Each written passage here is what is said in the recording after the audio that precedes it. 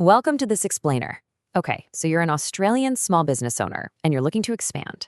You already know the commercial logic of entering the Chinese market is incredibly compelling. I mean, the opportunity is absolutely massive.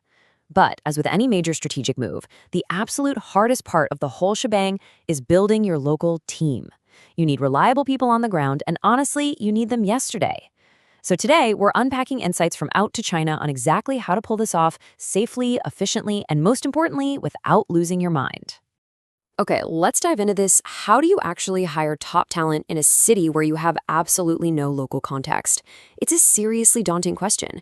You have almost zero read on the local talent market, the going salary rates, or how hiring even functions in that specific region. Trying to figure this all out by yourself isn't just slow, it's highly risky. The chances of a really costly mishire go up sharply when you're flying blind. But don't worry, we're going to break down this intimidating topic into logical pieces to help you build a low-risk bridge to the right talent. Today we're covering 1. The China hiring trap. 2. Risks of unfamiliar markets. 3. City, role, and industry. 4. The Out to China local advantage. And 5. Smart onboarding without entities. Let's start with Section 1, the China hiring trap, dismantling the monolith myth. The naive instinct for so many founders is to just look at a map and treat China as a single, uniform national labor market. They think the same rules apply everywhere. And this brilliantly illustrates why that's wrong. Just look at this 2026 labor market analysis. It clearly states that hiring hinges on specific location strategy and role criticality, not broad national assumptions. What works perfectly for a sales lead in Shanghai is going to be entirely wrong for a sourcing manager in Guangzhou. Moving right along to Section 2, risks of unfamiliar markets, the unfamiliarity tax. When you try to do it yourself in a completely new Chinese city, you end up paying what we call the unfamiliarity tax, and it comes with 3 massive headaches. First, salary is intensely local. Second, your usual recruitment channels are totally unfamiliar there. And third, without that local context, you simply can't read the candidates accurately. Let's break down the stark financial realities of these blind spots. To put this into perspective, China has no single national wage. It just doesn't exist. Tier 1 cities like Beijing, Shanghai, and Shenzhen, they pay roughly 50 to 80% above the national average. Meanwhile, Tier 3 and Tier 4 cities sit 30 to 50% below that average. So if you set your salary band based on the wrong city's benchmark, you guarantee one of 2 things. You either drastically overpay or you attract absolutely no one. Then there's the challenge of evaluating the candidates themselves. A polished CV looks great, right?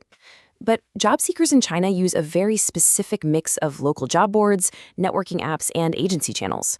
If you don't understand those channels or the local cultural norms around career moves, gauging a candidate's true motivation and reliability is pure guesswork. Which brings us to Section 3, city, role, and industry, a structured framework. So, the crucial point is, how do we avoid overpaying or mishiring? Experienced operators use this simple sequential framework. Step 1, city first. Where does the role actually need to sit? A factory coordinator needs to be near the supply base, while a commercial lead might sit in a completely different hub. Step 2, role next. Define it based on local standards. And Step 3, industry last. Map out who else is competing for these specific people in that exact city so you can price your offer right. I really want to emphasize Step 2 for a second. You literally cannot just take your standard Australian home market job description, translate it, and expect it to work. Those templates misfire completely. Your job descriptions need to speak directly to what local Chinese candidates actually value. We're talking about things like clear career paths, flexible benefits, and stability. You've got to align with local expectations. Now for Section 4, the Out to China local advantage, borrowing local judgment. Look, as an Australian SME, you don't have the time to learn all these cultural nuances the hard way. That's exactly where a strategic partner like Out to China comes in, through Recruitment Process Outsourcing, or RPO. RPO means partnering with the local force that already intimately understands the specific talent market, exact salary levels, and daily hiring habits of your target city.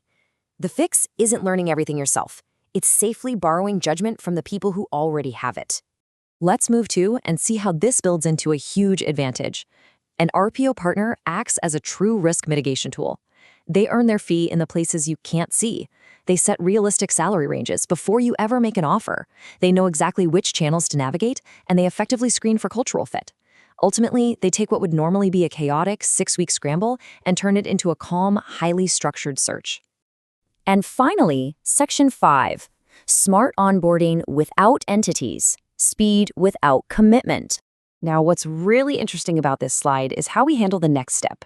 You found the perfect local candidates, but you don't want to commit the immense capital required to set up a full legal entity in China just yet. So how do you employ them compliantly? The answer is an employer of record, or EOR. Many Australian SMEs might not know this one, but it is a real game changer. An EOR is a fully licensed service that becomes the legal employer of your new hire on paper, handling all the compliance, payroll, and taxes. But here's the best part.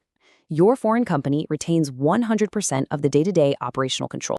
Let's draw a stark contrast here between an EOR and setting up a wholly foreign-owned enterprise, or WFOE. Setting up a WFOE takes significant time, heavy legal lifting, and deep investment before you even know if the market will work out. An EOR, on the other hand, lets you test the waters safely, legally, and remarkably fast. You can build your team and prove your business case before ever committing to full incorporation. Just think about this number for a second, 5 to 10. That is the number of business days it takes to onboard a local employee through an EOR in China. 5 to 10 days. Compare that to the months it takes to properly register a WFOE. When you're moving into an unfamiliar market, that kind of operational agility is literally a superpower. But while you're moving fast, keep this crucial number in mind as well, 25 to 40%.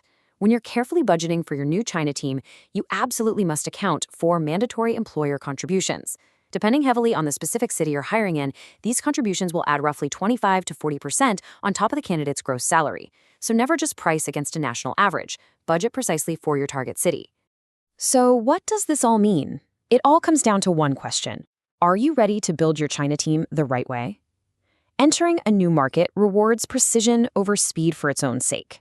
By utilizing a local RPO partner and leveraging an EOR structure, you really do get the absolute best of both worlds, rapid deployment and low risk.